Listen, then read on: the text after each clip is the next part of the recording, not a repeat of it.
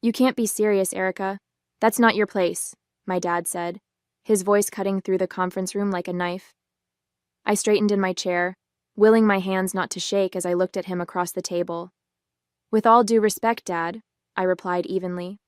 I wouldn't be making this suggestion if I didn't believe it was the best move for the company. His expression hardened, but I refused to back down. This was my moment, and I wasn't going to let it slip through my fingers. My name is Erica Landstrom, and I was 28 years old when this all happened.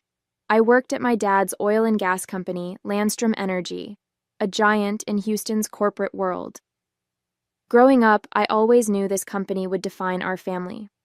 It was my dad's pride and joy, the empire he'd built from the ground up. But while my older brother, Scott, was groomed to inherit it, I was always on the sidelines. It didn't matter how many degrees I earned or how hard I worked. My dad never thought I belonged here. Still, I refused to give up. If I was going to earn his respect, I'd have to fight for it. When I first joined Landstrom Energy, I didn't expect an easy ride. My dad made it clear from the start that my position was more of an indulgence than a necessity. You can join the company, he'd said, leaning back in his leather chair. But don't expect any handouts just because you're my daughter. Prove yourself. At the time, I was 22, fresh out of college with a degree in business administration and eager to learn. I didn't mind starting at the bottom. I wanted to. I believed that if I worked hard enough, I could show my dad that I wasn't just there because of my last name. I spent my first few months learning everything I could about the company, from the gritty operations at the refineries to the high-stakes negotiations in the boardroom. But no matter how hard I worked, there was always the shadow of my older brother, Scott. He didn't start at the bottom like I had. Scott was handed a senior executive role right out of business school, despite having no practical experience. While I was running reports and shadowing middle managers, he was sitting in on board meetings, making decisions that would affect the company for years to come. It didn't seem to bother him that half the executives whispered behind his back about his lack of qualifications. He was my dad's golden boy, and that was all the validation he needed. I stayed late most nights, poring over financial reports and industry data, trying to absorb as much as I could. The more I learned, the clearer it became that Landstrom Energy wasn't as untouchable as my dad and Scott seemed to think. The oil market was changing, and the company was lagging behind.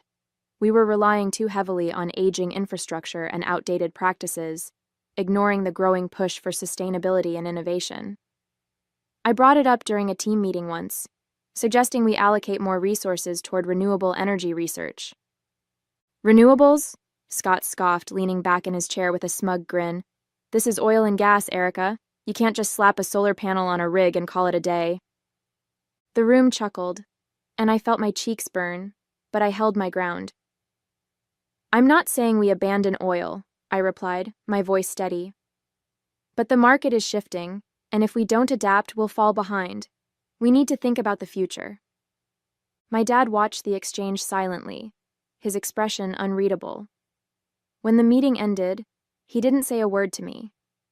But later that evening, I found an email in my inbox, a request from him to prepare a detailed report on renewable energy trends.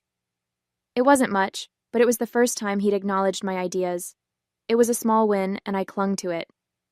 The email became my lifeline, a chance to prove myself. I spent weeks compiling data, conducting market research, and interviewing industry experts. Every free moment I had was dedicated to that report. When I finally handed it to my dad, my hands shook slightly. He took it without much reaction, flipping through the pages with a furrowed brow. This is thorough, he said, finally looking up at me. I'll take a closer look and let you know. It wasn't exactly glowing praise, but it was enough to keep me going. Weeks passed, and I heard nothing. I convinced myself he'd tossed the report into a pile of forgotten paperwork. But then I overheard him mentioning some of my recommendations during a board meeting. He didn't credit me, of course, but the fact that he used my ideas at all felt like a breakthrough. For the first time, I felt like I had a sliver of influence at Landstrom Energy. It wasn't much, but it was a start. I knew I couldn't stop there. I'd have to keep pushing, proving myself, and earning my place in a company that had never been designed for me. Over the next 6 years, I worked harder than I thought was humanly possible. Promotions didn't come easy. Every step up the ladder was a battle. While Scott breezed into new roles handed to him on a silver platter, I had to fight for every opportunity, proving myself over and over again. By the time I turned 25, I was leading small projects, managing budgets, and making a name for myself among the younger executives. It wasn't just about the work. I had to navigate the unspoken rules of a male-dominated industry. Being a woman, and my dad's daughter no less, meant every mistake I made was magnified, every success downplayed. But I learned to let my results speak for themselves. By 28, I'd earned a senior position in the operations division, overseeing some of the company's most critical projects. It wasn't the top, but it was close enough to taste it. Scott, meanwhile, had done little to justify his rapid climb. His decisions were often short-sighted, focused more on immediate gains than long-term growth. The cracks in his leadership were becoming more apparent, but my dad either didn't see them or refused to acknowledge them. And so, the balance of power remained, until the day it didn't. That's where my story begins. The moment I finally stood up in that conference room, challenging my dad for the first time and setting off a chain of events that would change everything. The tension in the conference room was palpable as I finished laying out my proposal. My dad sat at the head of the table, arms crossed, his expression unreadable. Scott, on the other hand, looked ready to explode. "This is ridiculous," he snapped, slamming his palm on the table. "You can't seriously think Erica's idea is better than mine." I refused to let his outburst rattle me. "It's not about whose idea is better, Scott," I said calmly. "It's about what makes the most financial and strategic sense for the company. And if we don't pivot now, we're going to fall behind." My dad leaned forward, fixing me with a stare that could cut steel. "And you think you know better than the rest of us, Erica? Better than me?" For a moment I hesitated, the weight of his authority pressing down on me. But then I thought about the years I'd spent working to get here, the countless hours I'd put into understanding every facet of this company. I wasn't the same wide-eyed 22-year-old who'd just started out. I was ready for this. "Yes," I said, meeting his gaze head-on. "In this case, I do." The room went silent, the tension thick enough to cut with a knife. My dad's jaw tightened as he slowly leaned back in his chair, his steely eyes fixed on me. "We're done here," he said abruptly, his tone cold and final. "Everyone else, you're dismissed." Scott pushed back his chair, a smirk curling at the corner of his mouth. "Good luck, little sister," he muttered as he walked past me, his tone dripping with condescension. I clenched my fists under the table but kept my expression neutral, refusing to give him the satisfaction of a reaction. As the other executives filed out, I stayed rooted in my seat, my heart pounding in my chest. When the door clicked shut, my dad leaned forward, resting his elbows on the table. For a long moment, he just stared at me, the silence stretching uncomfortably. "Do you have any idea what you're asking for, Erica?" my dad said, his voice sharper now, almost a growl. "Do you realize how it looks when you challenge me in front of the entire team?" I held my ground, even though his tone sent a chill down my spine. "Dad, with all due respect inside this building, I'm not your daughter. I'm an executive at Landstrom Energy, and in this room I care about the company, not vanities or egos." His eyes narrowed, and for a moment I thought he might explode. Instead, he leaned back in his chair, shaking his head. "You think this is about ego?" he said, his voice quieter but still laced with steel. "It's about knowing your place. I've built this company from nothing, and I won't let you undermine that with your need to prove something." I took a deep breath, forcing myself to stay composed. "I'm not trying to undermine you," I said, keeping my voice steady. "I know how much this company means to you. It means just as much to me. That's why I spoke up, because if we don't adapt, if we don't think ahead, everything you've built could be at risk." He looked at me for a long moment, his expression unreadable. Then he let out a slow, measured sigh. "You're bold, Erica. I'll give you that. But boldness doesn't always translate to wisdom." He stood, signaling that the conversation was over. You've had your say.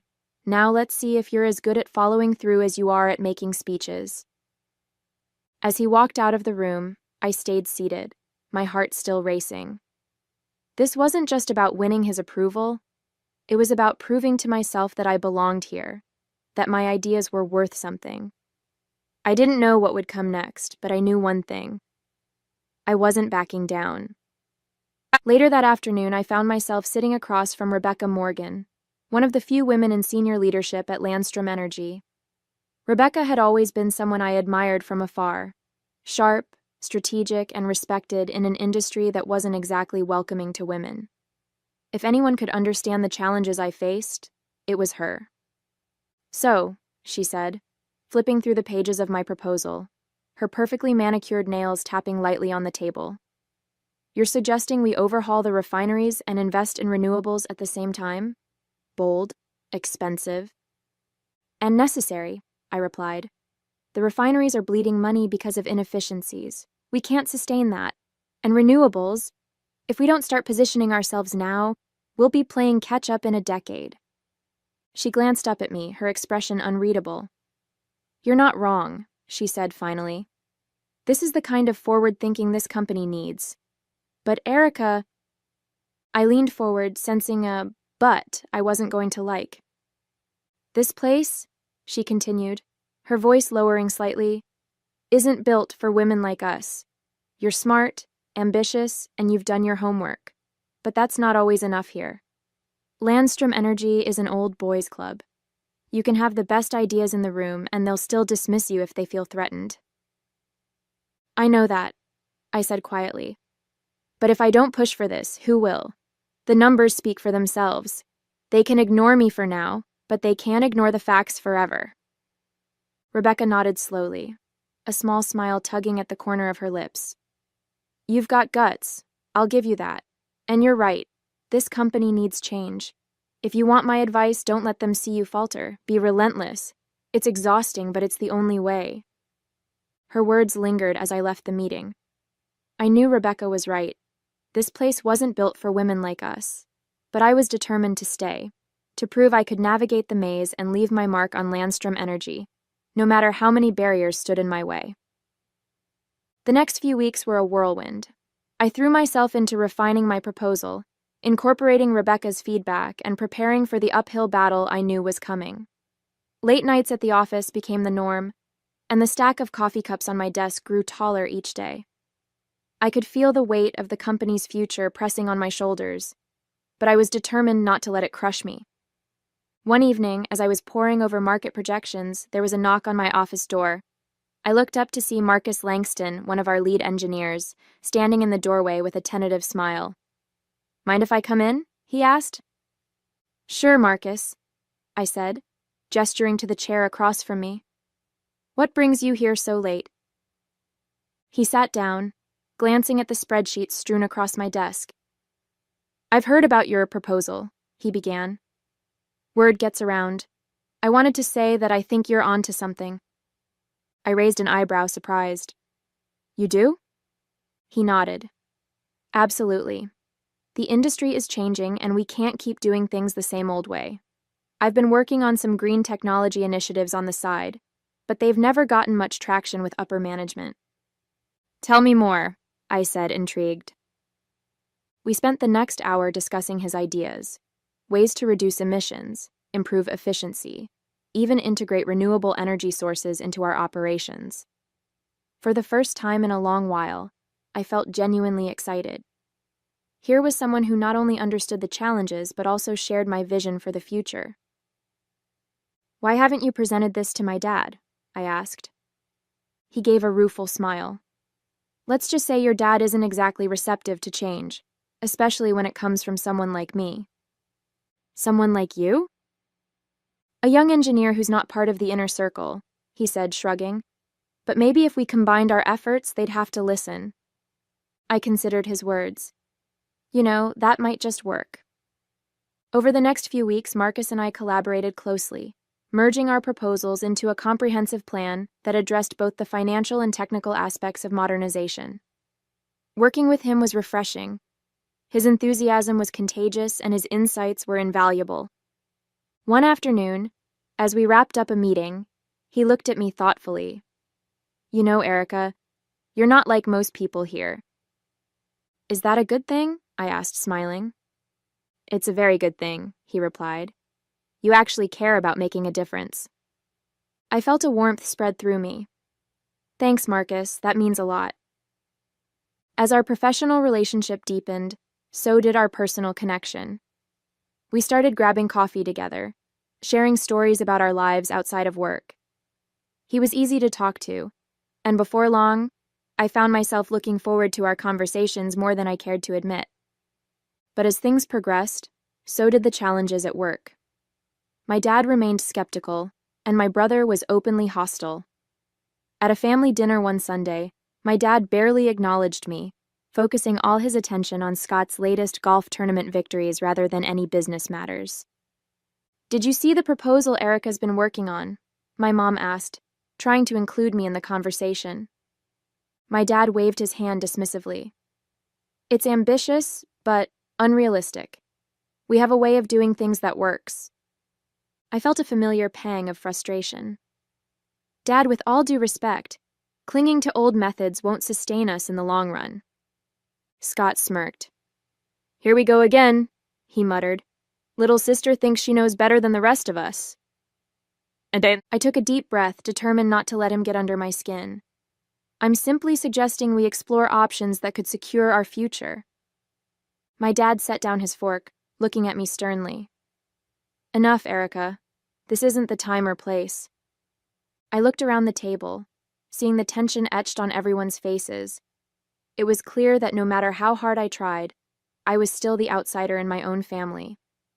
Later that night, I called Rebecca. I don't know how much more of this I can take, I confessed. It's like talking to a brick wall. Change is never easy, she replied gently. Especially in a place like this. But remember why you're doing this. It's not just for them. It's for everyone who depends on this company, including all the employees whose livelihoods are at stake. Her words resonated with me. She was right. This was bigger than my family's approval or my own ambitions. It was about making a real difference. The next morning, I scheduled a meeting with the board of directors. If I couldn't get through to my dad directly, maybe I could appeal to those who had a vested interest in the company's success. With Marcus and Rebecca's support, I presented our comprehensive plan, laying out the data, the projections, and the tangible benefits. When I finished, there was a heavy silence. Then one of the board members cleared his throat. This is impressive, he admitted. You've given us a lot to consider. My dad looked displeased but couldn't refute the facts laid out before him. Scott, on the other hand, was visibly fuming. After the meeting, my dad called me into his office. You're pushing boundaries, he said sternly. Maybe it's time someone did, I replied. I care about this company as much as you do. I'm not trying to undermine you. I want to help secure our future. He studied me for a long moment. You're determined, I'll give you that. Does that mean you'll consider the proposal? I didn't say that, he cautioned, but perhaps it's worth discussing further. It wasn't a victory, but it was a step forward. As weeks turned into months, momentum began to build. The board approved a pilot program to modernize one of our refineries, and initial results were promising. Employees started to see the benefits, and even some of the more traditional executives came around. One evening, as I was leaving the office, I ran into my dad in the lobby. Heading home? He asked. Yeah, it's been a long day, I replied. He hesitated before speaking. I wanted to say, You've done good work. The board is impressed. I looked at him, surprised. Thank you, Dad. He nodded, the slightest hint of a smile on his face. Perhaps it's time we started working together rather than at odds. For the first time, I felt a genuine connection with him, a glimmer of the respect I'd been striving for. Later that night, I met up with Marcus to share the news. Sounds like progress, he said, raising his glass. Slowly, but surely, I agreed. He looked at me thoughtfully. You know, Erica, you've changed a lot around here. Not just with the company, but with people like me who felt unheard. I smiled. I couldn't have done it without you. He reached across the table and took my hand.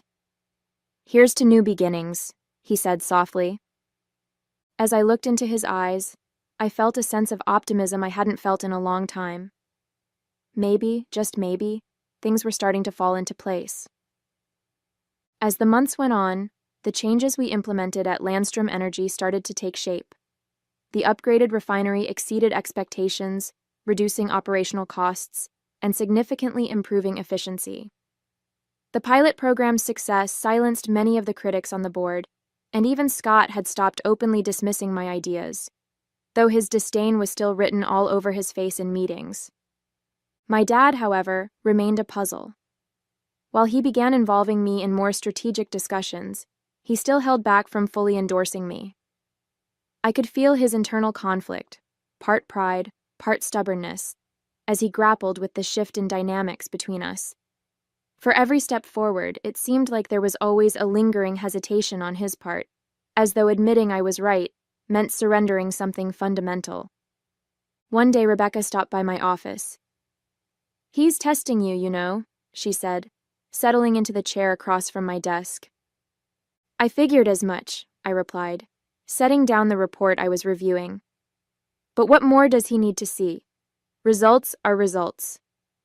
Rebecca smiled knowingly. "It's not just about the numbers for him, Erica. It's about trust. You're proving yourself to the board, the employees, even the market. But to your dad, this is personal. He needs to know you're not just capable of running this company. You're capable of carrying his legacy." I leaned back in my chair, letting her words sink in. "And how exactly am I supposed to prove that?" Rebecca stood, smoothing her blazer.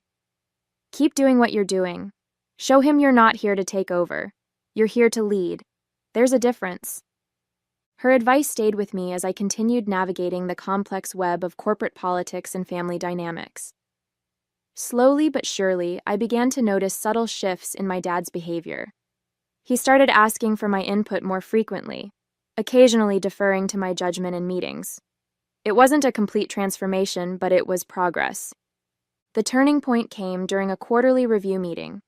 One of our largest investors raised concerns about Landstrom Energy's future strategy, questioning whether the company was prepared for the challenges of a shifting energy landscape. Before I could respond, my dad surprised everyone by stepping in. "Erica has been spearheading initiatives to address exactly that," he said, gesturing toward me. "Her work on modernizing our refineries and exploring renewables has already shown promising results. I believe her vision is what will carry this company forward." The room fell silent, all eyes on him, and then on me. For the first time, I saw genuine respect in his expression, not just for what I'd accomplished, but for who I'd become. After the meeting, as we walked out together, he placed a hand on my shoulder. "You've earned it, Erica," he said quietly. "Every bit of it." Those words stayed with me long after he'd left. They weren't a declaration of total approval or a formal passing of the torch, but they were a start.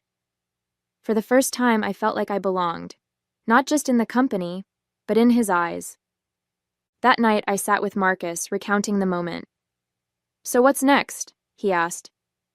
"Next?" I said, smiling. "I keep going. This isn't the end." A year later, everything had changed. The board unanimously approved the full-scale implementation of the modernization plan, and the company was on a trajectory of growth that few had anticipated.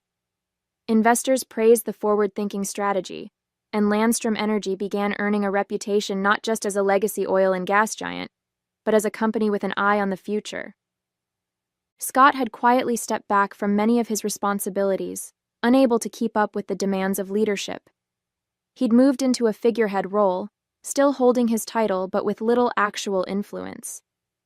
My dad had stopped shielding him, recognizing that the future of the company required real competency, and perhaps finally seeing that Scott's entitlement couldn't substitute for skill. One evening, my dad called me into his office. It was late and the building was quiet, save for the hum of fluorescent lights. He sat behind his desk, the weight of decades of leadership evident in his posture.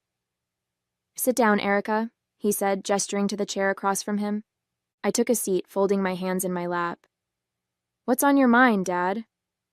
He leaned forward, clasping his hands together. You've proven me wrong, he said simply. Again and again, you've shown me that you have what it takes, not just to succeed here, but to lead. I stayed silent, letting him speak.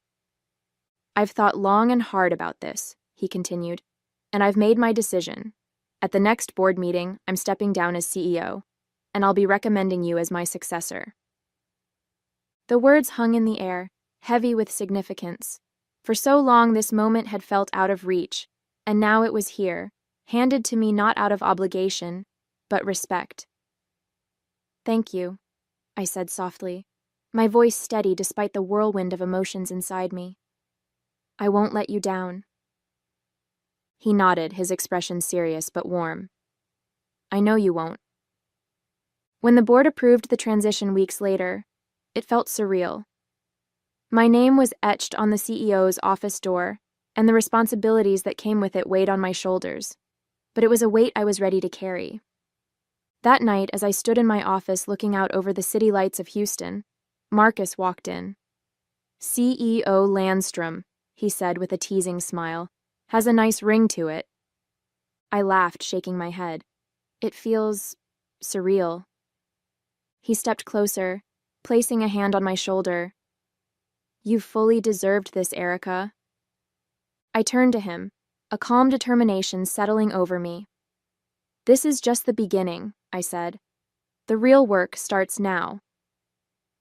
In the years that followed, my dad and I found a mutual respect we'd never had before, one forged through challenges, trust, and growth. Marcus became my rock, standing by my side as both a partner and an equal, sharing in the vision of what the company could become. As for Scott, he eventually stepped aside, finding his own path and giving the company the space it needed to thrive.